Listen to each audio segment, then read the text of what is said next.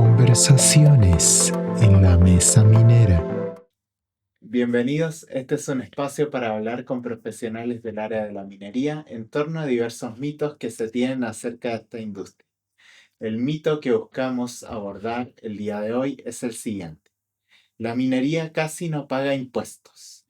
Para esto estamos junto a Manuel Berríos, abogado corporativo, socio líder en Castañeda y Pino Abogados, que está especializado en cumplimiento tributario, auditorías para grandes corporaciones del sector industrial y minero.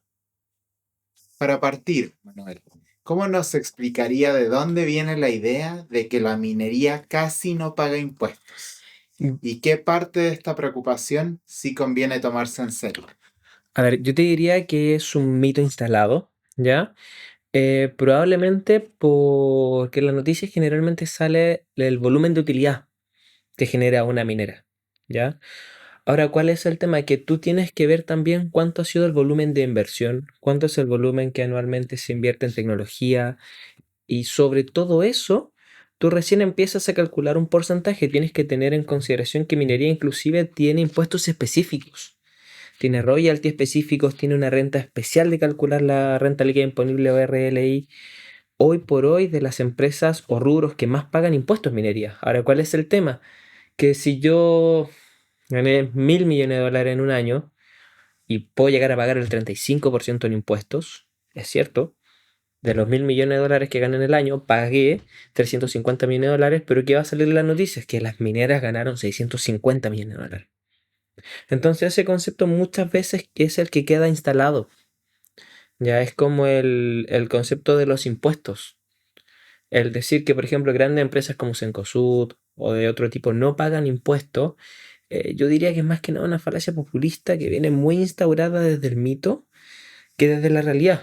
O sea, cuando uno ve en porcentajes, yo puedo tener una fortuna de 600 millones de dólares y a lo mejor pagué 300 millones de dólares en impuestos. Y me quedaron 600, que no deja de ser un buen monto, un monto importante.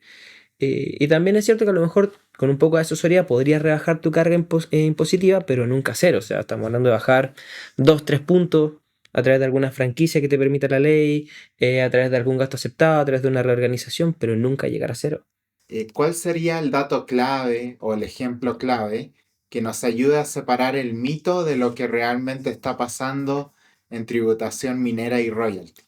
O sea, eso es súper simple. Si tú buscas, por ejemplo, por rubro, que existe hoy una separación, ¿cuáles son los rubros que más ingresos generan desde el punto de vista impositivo? ¿Ya?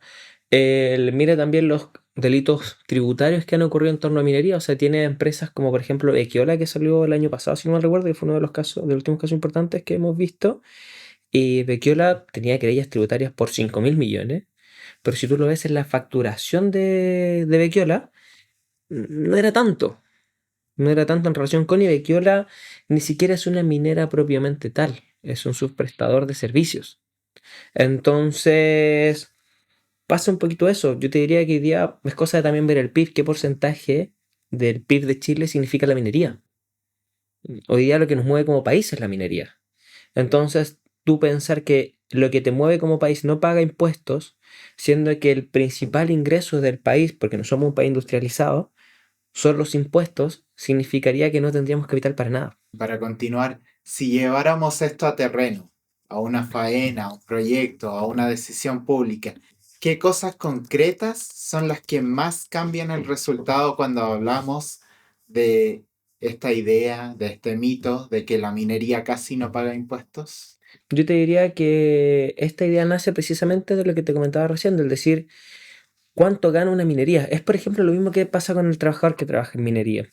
Yo por amistades tengo mucha gente que trabaja en minería y tú dices, claro, son sueldos estratosféricos, se podrían ver en relación a lo que gana una persona normal, pero no consideran el costo también de eso. O sea, desde el punto de vista familiar, es súper distinto tener un trabajo de lunes a viernes y llegar todos los días a tu casa que estar 10, 15, 20 días fuera y 20 días acá. Desde el punto de vista salud, yo tengo amigos que son ingenieros en mina y nunca han estado adentro de o trabajando en faena, sino que solamente bajan a revisar y se resfrían y la mucosidad es negra, tienen un desgaste físico mucho mayor. Entonces, finalmente, ahí hay un costo también que está de fondo, ¿ya? muchas veces la gente confunde el tener un buen negocio o un negocio que es rentable con no pagar impuestos. Ahora el impuesto tampoco puede llegar al 50%, al 60%, es descabellado. Entonces yo creo que desde ahí nace la instalación. Si te fijas, si tú buscas las noticias que aparecen en contra de minera o que te dicen que la minería no paga impuesto en Chile, finalmente lo que te dicen es cuánta utilidad generó la minera. Pero no te dicen realmente cuántos son los impuestos pagados. Como te digo, la minera no paga impuesto al 27%, tiene un impuesto específico extra. Tiene un sistema especial de determinación de la renta líquida imponible. Es el rubro que más paga impuestos. En esa misma línea, ¿cuáles serían las principales trabas, brechas o riesgos que todavía hay que resolver en la industria para mostrar avances creíbles en tributación minera y royalty? O sea, yo creo que más que resolver así un avance en cuanto a mostrar resultados creíbles, ya que yo creo que eso se puede solucionar a través de transparencia, considerando además de que tenemos un servicio de impuestos internos que si tú lo ves a nivel sudamericano es muy bueno, es muy eficiente, pese a que a mi parecer en particular no cuenta hoy con los recursos necesarios. Ya, si tuviese una inyección de recursos sería mucho mejor, pero el servicio de impuestos internos que tenemos es buenísimo y lo tienes en un rubro concentrado. O sea, hoy día incluso como país, si tú dijese, oye, ¿sabes qué? Las mineras no me están pagando impuestos, es casi lógico no decir por qué, si la normativa dice que tienen que pagar. El hecho de que no tengamos lleno de noticias sobre mineras evadiendo impuestos es que no lo hacen. O sea, lo que te decía recién de Vecchiola.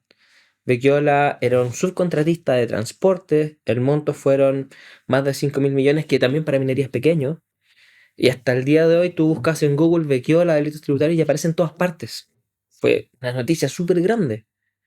Imagínate si una minera va a ir impuestos. Yo creo que el desafío desde el punto de vista impositivo en minería tiene que ver con cómo atraemos inversión extranjera, con cómo regulamos esa inversión extranjera y cómo también no perdemos nuestra credibilidad como país frente a competidores que desde el punto de vista impositivo y desde el punto de vista mineral sí tienen mucho que ofrecer. O sea, tenemos la Argentina que está empezando con minería, va a ser una locura los próximos 20 años.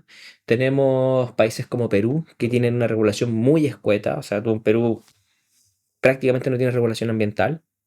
Y aún así prefieren instalarse en Chile por un tema de institucionalidad, por un tema de control, por un tema incluso de idiosincrasia.